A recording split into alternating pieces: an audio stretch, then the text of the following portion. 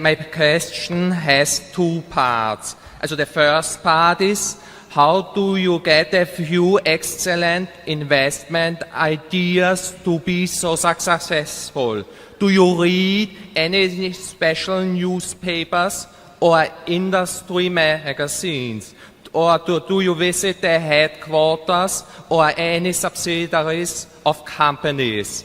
And which sources of information, like books, for example, Value Line, Standard & Poor's, Moody's, databases like Reuters, Bloomberg, DataStream, annual reports, internet, and so on, do you use to get the right impression of a company? And the second part, if you think that a company like the Washington Post, Geico, or Gillette has a very competitive product, what are the steps before you ultimately decide to invest in the company? Which publications do you read to get the best knowledge of the product? And how important is the balance sheet and profit and loss account statement of the company? Thank you very much. Thank you. The answer to the first part is sort of, and maybe the second part is sort of all of the above. I mean, we read a lot, and we read daily publications, we read weekly or monthly periodicals, we read annual reports, we read 10Ks, we read 10Qs.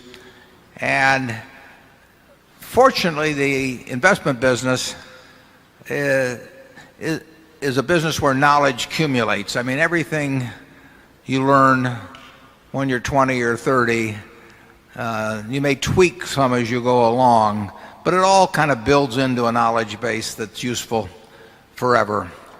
And we, at least, I read, Charlie used to read, may still read a fair amount, but I read a lot of 10Ks, read a lot of annual reports. 40 or 50 years ago, I did a lot of talking to managements. I used to go out and take a trip every now and then and really drop in on maybe 15 or 20 companies. I haven't done that for a long, long time. I find everything we do, pretty much I find through public documents.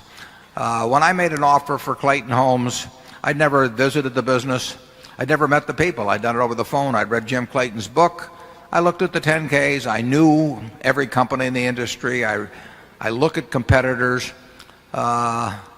And I try to understand the business and not have any preconceived notions. And there is adequate information out there to evaluate a great many businesses. We do not find it particularly helpful to talk to managements. Managements frequently want to come to Omaha and talk to me, and they usually have a variety of reasons that they say they want to talk to me, but what they're really hoping is we get interested in their stock. That never works. Managements are not the best reporting. In most cases, the figures tell us more than a management does. So we do not spend any real amount of time talking to management. When we buy a business, we look at the record to determine what the management's like, and then we want to size them up personally, as I said earlier, whether they will keep working. But we don't give a hoot about anybody's projections. We don't even want to hear about them in terms of what they're going to do in the future. We've never found any value in anything like that. But just a general business knowledge, what we've seen work, what we've seen has not worked. There's a lot you absorb over time. Charlie? Yeah, the more basic knowledge you have, I think the less new knowledge you have to get. And the game is a lot like that fellow that plays chess blindfolded. He's got a memory of the board and everything that happened before, and that enables him to do the next move in a way he never could if you just showed him the board mid-game cold.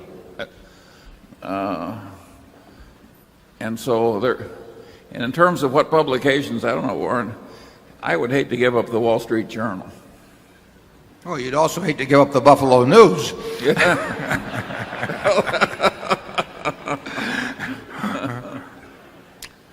But you could, well, you want to read lots of financial material as it comes along. And actually, the New York Times has a far better business section than they had 25 years ago. But you want to read Fortune. You want to read lots of annual reports. You really want to have a database in your mind so that you can tell what kind of a business you're looking at in general by looking at the figures.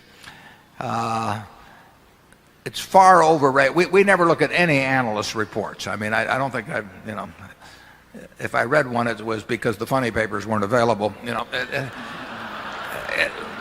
It just doesn't. I mean, I don't understand why people do it. But there's a lot of data out there, and the beauty of it is, it's really what makes the investment game great, is you don't have to be right on everything. You don't have to be right on 20% of the companies in the world, or 10% of the companies in the world, or 5%. You only have to get one good idea every year or two. So it's not something, when I used to be very interested in horse handicapping, and the old story was, and I hope Bob Dwyer is still here, that you can beat a race, but you can't beat the races. And you can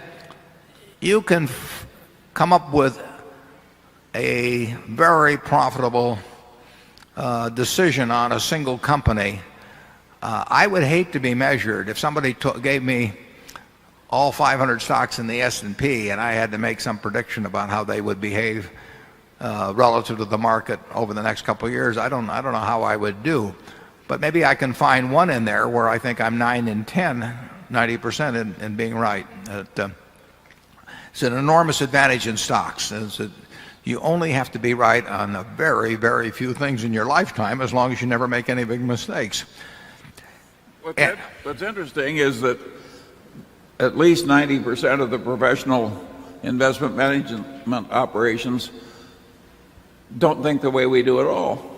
They just think if they hire enough people, they can be better at determining whether Pfizer or Merck is going to do better over the next 20 years, and they can do that stock by stock all through the 500 and have wide diversification, and at the end of 10 years they'll be way ahead of other people, and of course they won't.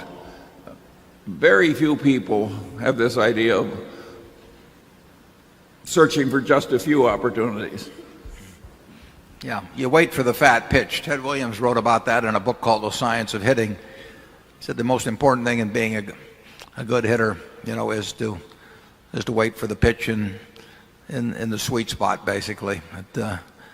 I've always said that the way to get a reputation for being a good businessman is to buy a good business. It's much easier than taking a lousy business, and showing how wonderful you are at it, because I haven't seen that done very often. Number two.